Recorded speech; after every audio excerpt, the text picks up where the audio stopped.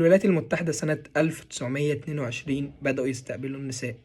وطبعا زي ما كلنا عارفين إن في أي حتة بيبقى فيه درجات، برضه في الماسونية كان فيه درجات. الماسونية ليها 3 درجات: مبتدئ، أهل صنعة، خبير.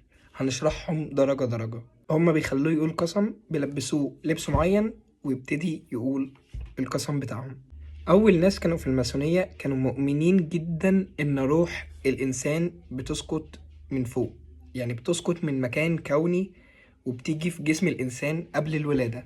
الشخص المبتدئ بيضع عصابة على عينه وهو بيقول القسم، بيرمز للجهل أو الظلام، إن هو ما كانش شايف الدنيا بمعنى أصح، وابتدى يشوفها لما دخل الماسونية. يعني مرتبة أهل الصنعة اللي ليها طقس معين، وهو إنه لازم يطلع السلم. بيكونوا عاملين هيكل باتجاه دوران عقارب